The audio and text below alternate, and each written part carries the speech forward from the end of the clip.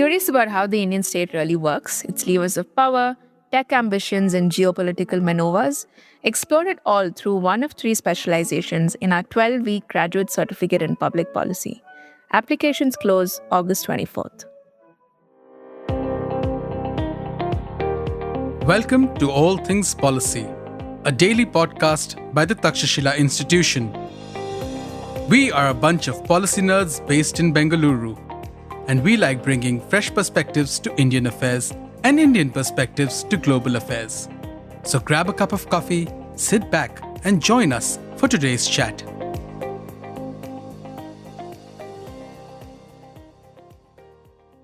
Hello everyone, this is Swathi Kalyani, your host, research analyst with the Geospatial Program at the Takshashila Institution. And today I have with me Dr. Y. Nithiyanandam, head and professor with the Geospatial Program. Hi. Hi, Swathi. So we are today here to discuss about one of your recent articles, which was about damage assessment of conflicts, the geopolitical conflicts that happens across the globe and how it is shaped by these satellite images. And keeping this in mind, how ISRO and the private companies in India should probably invest within the space sector, should, up their game, and so that Indians actually get good domestic data about these incidents. So let's start. Yep. And to start with, very brief, a general question. Can you explain what is this high resolution? Like when we say high resolution data, coarse resolution data, what we really mean? So before I, get into this, I would like to explain, the article is all about saying what we are actually seeing through the social media information dissemination from the high resolution satellite images. Those are all not based on open data, openly available data per se. Those are all something where the people wanted you to see, right? So we will go deeper as we progress in this discussion. But to answer you upfront, what is high resolution data? What is coarse resolution data? In simpler terms, if if we can see a car from space through satellite imagery, for say the Google Earth or Google Maps, in which we can zoom in and see, what kind of car is being parked on the ground, or what kind of roof tiles are used on a particular building, or we can also see, whether there is a water on that pond, a particular pond or not, right? So if we get such kind of information in a very clear manner from space, those kind of satellite data sets are high resolution satellite data sets. In technical terms, these are all close to 1 meter of spatial resolution or lesser than that. But this is a subjective value, because years ago 5-meter data was an high resolution data, but today 30 centimeter data is a high resolution data, and that 5-meter spatial resolution data became a moderate resolution data. So what does mean by resolution? In remote sensing, there are 4 resolutions: spatial, spectral, temporal, and radiometric resolution.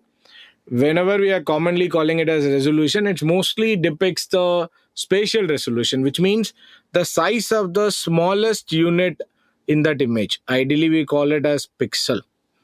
The smallest unit, when it is more like when you zoom a photograph, at some point you will find a pixel. And then if you measure the length and breadth of that pixel, that is mostly in squares, and that is the size of the spatial resolution of that particular image. The same concept of mobile phone picture applies to the spaceborne capturing also. But if remote sensing is not all about high resolution images only, it's not that every time you can able to find a car from all remote sensing satellites. There are some satellites which are moderate and coarse resolutions, which means some, let's say, the most commonly available satellites, clicks pictures above around 10 meters to 30 meters of spatial resolution, which means it is not capable of showing what's there on a building rooftop, but it aggregates the value of 30 meter by 30 meter and then compiles as one physical unit to the sensor. When it is a coarse resolution data, each pixel covers 1 kilometer across 1 kilometer. Let's say the temperature data, modus, a different variety of data sets. Over there, the area is larger. So you will take only, an information about an area, not an information about a particular object. So that is why in remote sensing, it is classified as high, moderate, and coarse resolution sensors. Each of them has its own merits and demerits. In a case of damage assessment, in a case of identifying objects more precisely, high resolution images are always preferred. Yeah, I mean, I think it always comes with the purpose of the data. Sure, when it comes to the surveillance and all these parameters, the high resolution data is much preferred. But as students or as researchers, when we would be doing some projects, moderate resolution or whatever would be available for that particular project would be used. That's because when anyone works as a student in this field, you will be dealing with projects like water resource management, land use change detections, and forest fire management. All this is not necessarily requires a very high resolution data set. All you need is something like what is being changed in 100 meter cross 100 meters and thereof. So the purpose actually derives, as you said, depend upon the purpose. One chooses the sensor. The second thing is the availability that we need to discuss separately, because if you don't have the sensor capability in a country, then you can't expect the data sets at a high resolution. We have to use a moderate resolution itself. And I think you also discussed a lot about this open source intelligence which exists, right? So especially what comes on the social media platforms or what is circulated the fastest is what's available for everyone in that sense. And then there is this comparison with the commercial satellite images which are around and which are probably costlier and needs its own time and has its own audience or availability, which again influences the control over these kind of information. So what do you think is the impact of controlling or having a certain kind of monopoly or certain kind of influence over these satellite images when it comes to its access as well as its dissemination? So there are broadly two categories, right? One is openly available data, which means you can go to a particular website, download the data which are available, and then use it as you want it. You can process it, present it in a way that you wanted it. The commercially available satellite outputs are something you need to go to a particular vendor or through a particular channel to get that imagery by paying. In regular cases, in open source images, you would be downloading by particular scene means it's the larger extent. Let's say in case of Landsat, the most known satellite sensor, each covers around 180 kilometer across 180 kilometers at a particular instance. So if even though you wanted to see a small place in Bangalore, you will be downloading the entire satellite scene. Whereas the commercial images are not functioning in the same way. So it is sold as per, the extent of the area that you wanted. It is more like 1 square kilometer across 1 square kilometer is, it's sold at a particular price. And then if the image is in archive means for some reasons, based on somebody's request, the image is already captured and it's available in archive and you are using it, that is relatively sold in a cheaper price. This people may recall what has happened during Pahalgam post analysis. Somebody pointed out, the terrorists even used the high resolution images of Pahalgam before the attack, right? So those are something people could able to figure out from the archival footprints and archival images. It was a report in the print. Right, it was in print. Now, so there are certain things called fresh tasking. Fresh tasking means like you can request the satellite service provider to capture the data on a particular place on a particular time. If the weather condition supports that, if there is no cloud and things like that, that will be a successful output that you can get out of it, and they will provide it. For that, it's a separate cost, right? So while these challenges are there, the first one, the openly available data sets, is mostly like anybody can go and register and then get it downloaded and then use it. where the information is, especially for damage assessment, is not like, it will not show you how the building is damaged. For say, we have used the proxy data, right, in our analysis, the fire firms data from NASA. It's a very good indicator of, when post-strike happened, there are certain infrastructure which was burning at the particular time in the morning. Wait. Just for the listeners, the firm's data. Can Right. you just say what it is so that. So NASA runs a portal in which the fire incidents Across the globe, across the globe will be reported. But this data is not meant for reporting fires which are due to airstrike and other things. Ideally, these are meant for forest fires and any big fires which is happening across the globe. There are multiple payloads. It's not just one payload. Yes. We often hear news like, a particular set of farmers have fooled NASA satellite by, burning at a particular time. But it is not just one satellite. There are more than one satellites. It comes in different time during daytime and nighttime and looks at any, fire incidents happens on this globe. But it do comes with certain things like confidence level. There is a chance of false positive also. But in case of Operation Sindoor post assessment, like post strike assessment, we use this as a alternative source to look at whether whatever the claims India has made on that night, whether that is evident. In order to share it with larger people, we looked at it as an evidence, and we could find the fire reported in the early mornings over that particular air bases and so on. And it's not just Operation Sindoor. Like the Israel-Iran conflict also, we have looked at in many places, because over there it's slightly different. The oil refineries were burning for hours and hours and sometimes days. So more than one incident were constantly recording the fire which is coming out from a particular place. So this is one way of reporting. In this case, we were not relying on the high resolution imagery. We were just using another source of data which is meant for something else as a useful input to the information dissemination. But somebody want to see which part of refinery is burning and whether it is the building next to it is damaged or not, then this data is not useful. One should go to the high resolution data.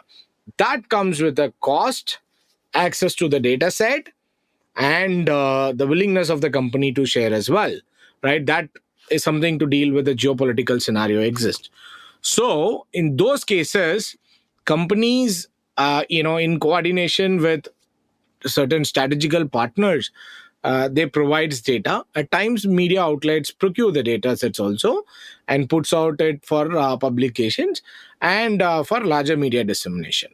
So that's a difference. One is something enabling you to get into it and then do direct analysis based on it. Second is, it makes the social media users as a secondary consumer. The primary data and analysis will be carried out by certain set of people.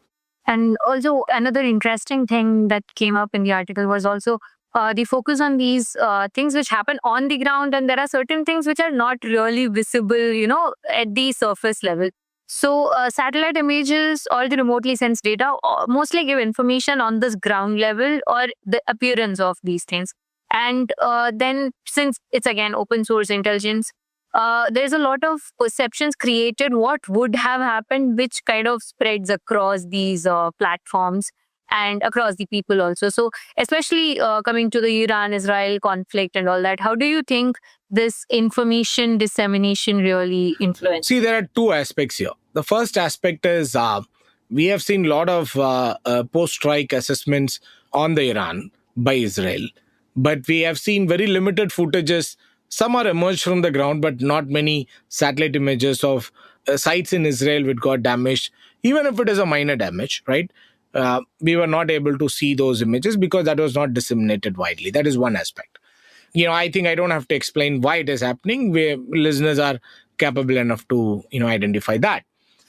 Whereas the second aspect that you said is high resolution, the solution to everything. Let's say Fordo, the facility where US has striked it massively, and then it has created a huge dent to Iran's nuclear ambitions. But everybody is wondering, was that strike effective? How much impact it has created to the underground facility? So the subsequent high resolution satellite images has shown the craters, the possible hit areas, and then people like us are comparing it with the blueprint of it and says, oh, this is in 3D. By overlaying the blueprint, these are the possible things which got hit, and this could have created possible this all goes as assumption, because remote sensing, especially this particular remote sensing, has a limitation. We can't see below the ground, right? We are seeing what happened above the surfaces and making presumptions based on that.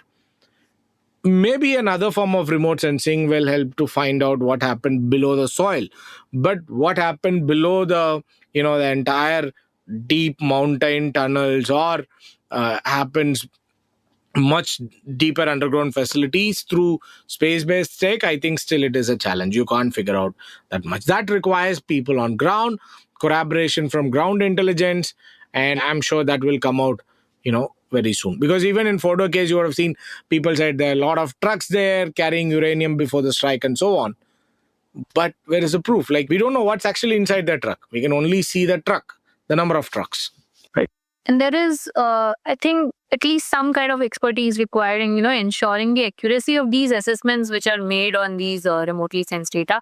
But coming to the commercial imagery aspect, right? I had seen a report which came up in last year. I think it was about the commercial satellite companies, which are imagery companies, which have come about. And for a long time, there is still a US companies dominates the market. But there has been an increase in the Chinese companies which have come up, especially when it comes to commercial remotely sensed data and dissemination and all their multiple aspects. Like when it comes to normal optical imagery, it could be multispectral imagery, hyperspectral imagery. And in the whole report, the only name from India was the company called Pixel, which came up comparatively in the third or fourth position in one of the categories. So surely China has done very well in coming up into the geospatial sector, especially in the commercial sector, competing with the established companies, which were the US companies, and also kind of outpace them. Like they're getting better than that. So even as you mentioned in this recent geopolitical tensions which happened, most of the data that even Indian analysts had was the foreign satellite images, right? All of them were mostly Maxer, which came up in the news reports. So how do you think, how should probably India look at this aspect, and how important it is to, have our own domestic data and all that? Right. I will not use the word dominating, because there are few options available. Nobody is dominating us. But then in this case, it's a costly affair. So if you really have to compete with global companies, you have taken out name of few satellite service providers, then you really need to have similar number of constellations of satellites. Because listeners, it's not like one can send one particular satellite to get an the coverage of area of interest anywhere in the world at any particular time. This is not going to be the thing, because these are all sun synchronous satellites. The only way to get the coverage of a place more than once a day is by having more than one satellites in the constellation.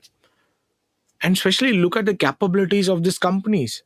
They could able to cover anywhere in the world. They could able to task their satellites to get images of a particular place more than once a day. Planet has extensive satellite networks. Maxar has shown the capability. There are a few other companies who are also able to do this. And these two companies stands out because they were able to provide support continuously, provide quality of images, a good quality of images, and provide support whenever needed. It is not just like once they provide and then they leave out. They are very good customer services. So this is the reason they are preferred compared to government agencies' data sets at times. Further quick damage assessment at local levels. Now, what is required, China has figured out little earlier, right? We are also trying to catch up, at least for defense spectrum. Like China has built their own constellations, own set of satellites to fill this gap. And they're not largely dependent on overseas satellite data sets, because they have the capability to capture by themselves. So it is like the information also will not go out. of their country, and it's sovereign companies who can able to get it for themselves. Whereas in case of us, I think the at least in open domain analysis, or for quicker analysis, even at damage assessment from military sites, people still go for high resolution imagery from the commercial vendors, because those are better, quicker, and those are useful, um, and those are all are available for the area that they wanted in a very quick time. Because tasking through a proper channel and through the available satellites with us, this may take little longer time, because that we are talking about what we know in open domain. Because the satellites which we are aware in open domain, perhaps it may take a little longer time to take in that particular place, and the quality of images may not be so good or equally comparable to this. There are many reasons, but we are not sure what exact reasons are. But then we didn't even see even one Indian satellite image in the entire information warfare. That's a sad part. Right. Yeah, it was quite late even when the Satshaw's images had come about, which was, I think, the only Right. company Right. giving out the satellite. Yeah, but then very few has circulated those images, but those are also not actually clearly specified whether the source of the imagery is from a particular satellite or a sensor. That is unclear in many analysis and many images which are put out. And I think, as you said, since Maxer and Planet Labs and all these established companies which will be there, since their services are good, since their data is good, they will be more preferred, which means they will be more circulated, which means that will be what public will see more than. Right, because in social media narration, I believe nobody has an attention span for a very long time. It is a matter of seconds you have to convey the information. I think among the other sources of remote sensing, the optical images are the one which can quickly convey the damages, right? Nobody has a time to see the text and explanation given. But then if you see an image where it straight away strikes, these are the damages and this is the date of imagery, then one can quickly get, okay, this is that's it, right? The images shows a clear damage on this particular thing. There's no other thoughts on this. That goes to multiple shares and likes. That becomes viral. It becomes a narrative like that, Right. that lays the foundation for the story that would go out. Also, as the discussion on AI comes up and how data can be manipulated, satellite data is not secure of that. Also, like there is a possibility of disinformation and misinformation through these things. So, can you just talk about that? Right. So that's an interesting bit that we are not up to at this stage. But, imagine this is something like somebody photoshops, in an information discourse, somebody photoshops a small plane that crashed into a farmland and then say, oh, this particular country's plane has crashed here. It was shot down by our local folks. Then if the Photoshop is really good, right, we'll believe on it, right? This is mostly happens on images. Then we'll find out the forensics of it, and then we'll say this is correct one or the fake ones. But imagine the same thing happens to a satellite data. The same Photoshop satellite data, there is a chance you can do. But then here the challenge is very few people can identify it. Oh, this is fake. This appears to be fake. And very few people have access to those kind of data sets from other sources of the same location. Unless somebody declares the location, that's like we call it as latitude and longitude. If the coordinate is not deliberated, how an other researcher knows this particular thing happened? They'll say somewhere in Rajasthan it happened. How do you know where in Rajasthan it happened? So in this kind of analysis, if somebody manipulates it even with a simple Photoshop, it takes hours and days at least to figure out that. If the matter is very sensitive and substantial, people will go after it. You can prove or disprove that later on through your own analysis, but that takes little time. Within that time, the information, by that time it is consumed, at time it is outdated, because in a situation like the war period, like you will have multiple scenarios coming up quickly, right? You will have the information about one head and then something else boils down immediately. People move from one thing to another. So this is very important for the information discourse during the crucial period. Now my concern is slightly above this. Forget about the Photoshop or any other manipulation of images by manual methods. How about AI comes in, like utilizing AI for manipulating the satellite images? If people started doing that, that would be slightly better. It will take little more time because not everybody has access to high resolution images. Even if it is verified by intelligence agencies, very few people has access to openly available or the images which are made openly available for public discourse. Then it takes time, right? That sets the narrative. Because in one way the war is also fought on the social media platforms. So how do you take your narratives forward when you do not have a necessary support from these imageries? And if it is manipulated, the other guy is manipulating, how can you defend it? People say, oh, I can go to Google Earth and figure out, but we should remind the images on Google Earth are not updated every day. Those are updated as per Google's choice, right? Our predefined calendars. I think just we should also give some inputs on how to at least for layman level, like how do we measure the accuracy of certain data? Like for example, Google Earth, as you mentioned. I mean, if we just go to these, we move our cursor across the images, we can see that the date below it changes, right? So which means it is actually each many grids which have been put together, and each grid might be captured at Right. certain dates.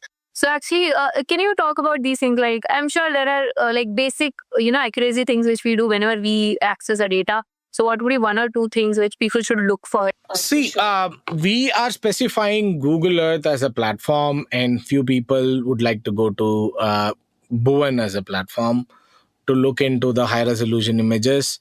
But then we should remember these images are static. These were captured earlier, and the image date are specified. Let's say if you just type Bangalore, it will take you to Bangalore at a city level. That time when you see the image source and image date would be different. But then if you start narrowing down to the building level, the source getting changed and the date getting changed. And it not necessarily the entire Bangalore image would be swapped at one go. Depend upon the purpose, depend upon certain logics behind it. The frequency varies. Maybe in one part of a Bangalore you will get a 2025 imagery, in one part of the Bangalore which was not even updated after 2022. So that is something one need to look at. Second thing is about the geodesy aspect associated with this measurements and so on. But then let's not get into it, because if you want to try to use something as a tool for information dissemination, for making quick measurements and taking quick assessment, let's say it not necessarily to identify a building or to prove a building which got damaged in Operation Sindoor, but you can, if you know the place, if you go to that place particular point and then see what was its dimension, because the dimension is not going to change. You can say this was the dimension of the building, now it is dilapidated. So that again helps people to visualize something instead of just talking based on text and figures. Thanks, Nitya. That was an insightful discussion. And I think it points out that we surely need to invest more in advanced imaging capabilities. It has to include both high resolution data, moderate resolution, and coarse resolution data. And especially having such a certain level of sovereign control over the data will be crucial at crucial times during geopolitical tensions across the globe. So, one thing to add is we need more data from ISRO also. ISRO has opened up 5 meter data sets that one can use it for free based on the space policies outcome. But we need more and more data sets to be thrown out, because if the data is outdated, there's one good practice in let's say in other space agencies and things, like if a data is outdated, let's say 1990s data, it is captured at 2 meters, so those data sets are let out for public consumption. At least we need to open those data sets for academia research. It's not just based on a particular project request and so on. You leave it out and then let people decide how it will be useful to them. And we can make it restricted usage to Indian users only. But this is the time we need to open those data sets, whatever is freely available, whatever we feel has no use for the current context, we should make available. People can build more algorithm, people can work on it. One step ahead, even on this information warfare, there's no harm even we throw out some high resolution data set from our sources also, right? Our sources means the ISRO source as well. So instead of waiting for somebody to capture for us and throw, if it is available at nominal cost, if there are provisions to procure high resolution data sets through formal channels and so on. But if people are aware of it, if there is any program that can be curated for public consumption at this crucial junctures for selected restricted users, that still makes a lot of difference in information warfare, especially given our neighbors, given our challenging situations to come. I think this is something where seriously we need to look at. And also for the innovation to come up, like Right. we are to the space sector has to boom. I mean, the input data, if more data is available, it's more better for them to, work upon and Right. bring new tech and all that. So yeah, thank you so much. Thank you. If you liked our show, dive into Takshashila's research on technology, strategy, and economic affairs. Check us out at our Twitter handle @TakshashilaINST or our website takshashila.org.in.